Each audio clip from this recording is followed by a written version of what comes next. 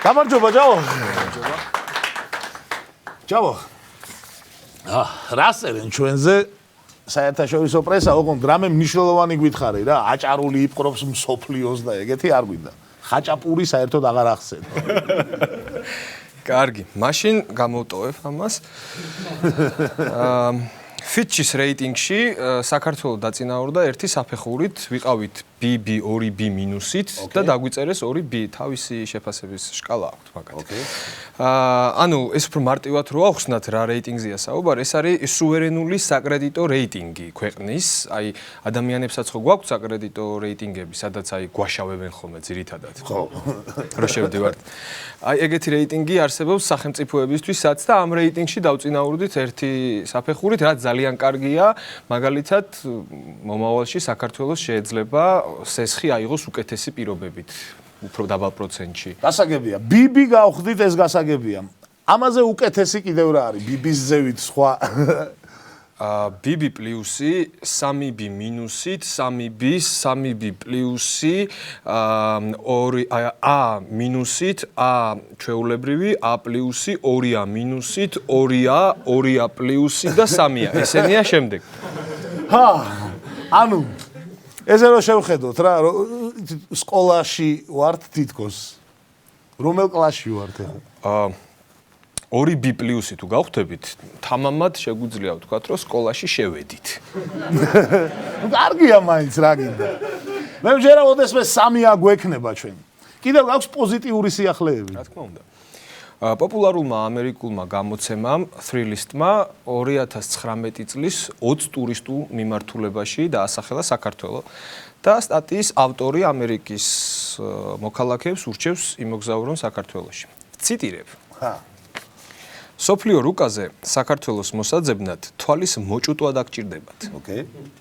მაგრამ ამ ქვეყნის მცირე გეოგრაფიულმა ზომამ არ მოგატყუოთ. საქართველოში ყველაფერი შთამბეჭდავია. დაწყებული ცეცხლოვანი ფოლკლორული ცეკვებით გაგრძელებული. აქ იხილავთ კავკასიონის თამბეჭდავ მთებს. რა გამოტოვე იქ? აი ხომ მითხარი ხაჭაპური აღარ ახსენო.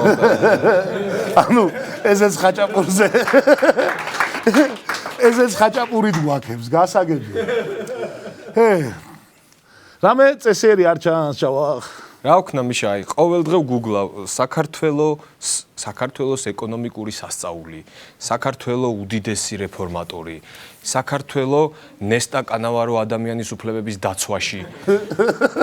არ აგდებს არაფერს და გვიქებენ ამ ხაჭაპურს და შევირგოთ რა, ხო შეიძლება. კარგი, შევირგოთ. კიდევ რას ამბობს ეგ ჟურნალისტი საქართველოს? ციტირებ. ქვეყანაში დაამარცხეს კრიმინალი, ააშენეს გზები, ახალი აეროპორტები. რა არის დღეს საქართველოში ყველაზე საშიში? ეს ჭაჭაა. დარწმუნებული ვარ, ხუმრობით არ დაუწერი, ამო განგლავდნენ აქ ჭაჭაში. ეხლა სხვებსაც არ ვთხილებს. კიდევ გააქვს რამე საინტერესო? ერთი კარგი ამბავი მაქვს და ერთი ცუდი საზოგადოებრივ მაუწყებელზე. ცუდი ამბავი ის არის, რომ EUTO ჩვენი საზოგადოებრივი მაუწყებელი ძალიან წვავედ გააკრიტიკა, საპრეზიდენტო არჩევნების დროს მიკერძოებული იყო და ბრიტანეთის საზოგადოებრივმა მაუწყებელმა BBC-მ სტატია მიუძღვნა ქართულ ღვინოს და გვაქო და გვადიდა. მოკლედ, მიშა, მართლა ვეღარ გავიგე, რაში იხარჯება ან ჩვენი, ან ბრიტანელების გადახდილი გადასახადები საზოგადოებრივი მაუწყებლები. გეთახმები ორივე შეგვიძლია ვიწუწუნოთ. სხვა შორის, რადგან ბრიტანეთი ახსენე, ინგლისის ნაკრებმა რაგბში ერთობლივ ვარჯიშზე მიგვიწვია, შერკინების ვარჯიშზე, საქართველოს ნაკრები და ხო არის როგორი ჩაიარა ამ ჩვენმა ვარჯიშმა? ვიჩხუბეთ. რატო? ანუ პირველად შერკინების მოწყობისას მოხდა რაღაც. ანუ ორჯერ ვიჩხუბეთ? რა თქმა უნდა.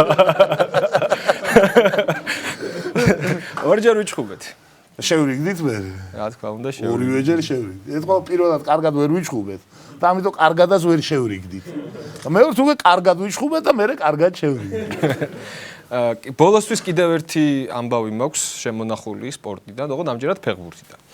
ვინცაც ფეხბურთი არ უყვარს, მათაც რო აუხსნათ, არსებობს ასეთი უკრაინული საფეხბურთო კლუბი ზორია, ლუგანსკის ზორია, უკრაინული საფეხბურთო გუნდია და ამ გუნდში წლების წინ თამაშობდა ქართველი ფეხბურთელი ჯაბა ლიპარტია. და ზორიას მთავარი მწვრთნელი იური ვერნიდუბი იხსენებს ერთ-ერთ ინციდენტს, რომელიც ჯაბალი პარტიას უკავშირდება და ვციტირებ. ჯაბალი პარტიასთან ერთ-ერთ შეკრებაზე ინციდენტი მოხდა. არ მახსოვს ვისთან თამაშობდით. ართმევაზე კარგად ვერ თამაშობდა. დამავიწყდა რომ ქართველია და შევაგინე.